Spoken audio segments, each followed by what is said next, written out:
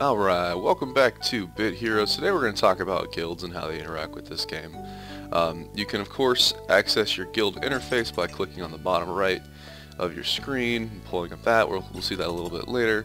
Right now I'm going to show you that if you move from the center of town down, you can find the leaderboards right here, and if you move the drop down you can take a look at other guilds and see what level the guilds are at, and this will show you the top 100 guilds in the game right now. It's very competitive, very active. Here we'll see my guild at 52, and I'll be using them as an example to show off some of these things. So again, you can click on the guild icon, you can pull up the tab that way. That's actually one of the ways that you can get into the guild hall right down here on the red button at the bottom. But I'm actually going to show you something a little bit cooler than that. If you go up into the northwest corner, that's right, we're doing cardinal directions, you will find your guild hall. Click on that door and it'll bring you in, click on this door and it'll bring you out. And initially, the first thing you'll notice is that the music changes because guilds have unique music. Also, the layout of the guild is the same for everybody, but you can change the skins, you can change the floor and the carpets and whatnot. So, cool place to hang out. You can see all of the people that are in your guild. To my knowledge, you can't invite anyone to your guild and show it off, so that's why I'm doing that in the video. But everything here is customizable in the top right hand corner. Click on the C and you can change everything. You can change the way the floors look, so you can change the floors and so on. A lot of customization here. I'm surprised they've given me access.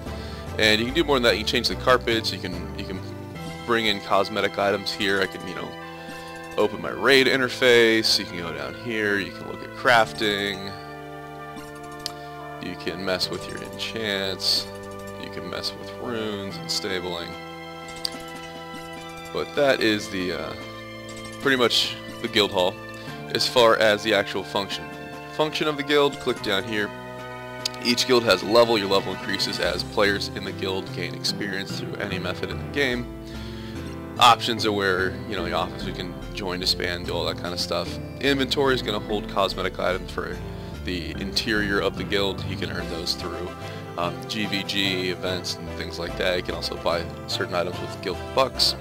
Perks are where you're really going to be interested, because the perks are going to give you passive bonuses such as item find, gold find, experience, movement speed, capture rate. That's pretty much everything there.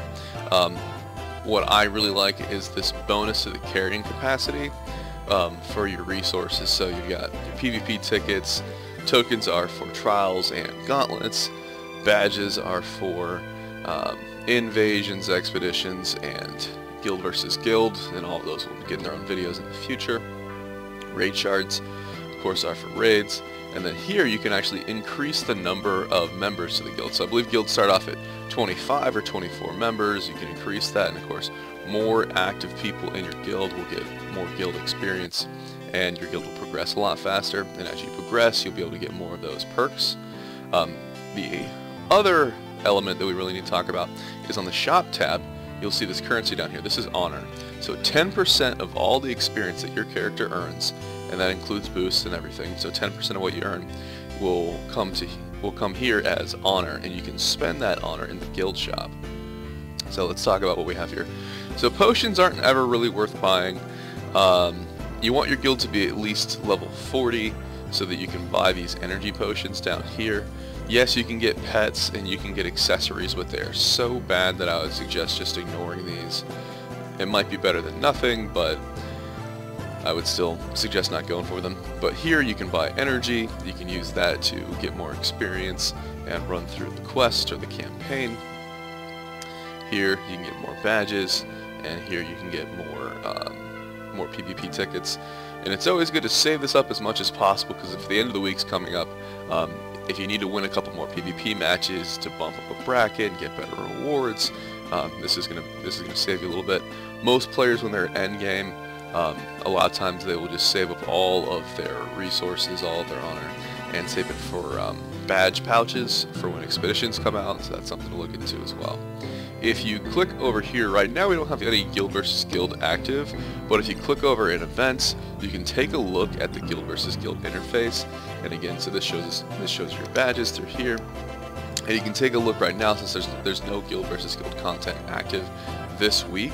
You can take a look at old previous events. So we had one for the holidays, and there's one before that. You can look at the previous events. You can take a look at the previous leaderboard for that, and you can also take a look at the rewards for that. So this is again how you earn some cosmetic items for your guild, and how you earn guild bucks that you can buy more perks. So there you go. So you see 2 reward tabs here. These are the rewards that your guild gets, and your guild leader can spend these. Over here you see your personal rewards. So if you personally compete well and get a lot of points, this is what you'll be getting. And then here you can check out all these other items that you can get too. So that pretty much does it. I guess the last thing to talk about that a lot of people don't know is, let's say your guild leader is just gone offline and has been gone for, I think it takes about a month. But if they're gone for an extended period of time, you can actually click a button that shows up next to their name. So it'll be over here, and it'll say mutiny. And so if you start a mutiny, you can actually take the guild leadership, you can take over the guild. If your guild leader is inactive, and you can kind of save the guild from collapsing and losing all the progress. Scrolling through the guild members list, you can see level and the rank that they have of everybody. And then down here, contributions is a way to track how much experience you have collected for the guild from the moment you've joined. So here we've got the big dogs up top, pulling in a lot of points. As we scroll down, let's see if we can see my main character. My main character here, I've been in this guild for a couple weeks, so he's pulling some weight considering that he's been here for a short period of time. You'll see these names that are grayed out, and these are individuals that have joined the guild, earned experience, and have left the guild. And then on this new alternate account, you can see over here, been in the guild for a week or two, and you know, pulling a little bit of weight, low level character, new character. But that pretty much wraps it up. So everything that you should know about guilds. If you need to join a guild, you don't have a guild, when you click this interface, it can help you search for guilds.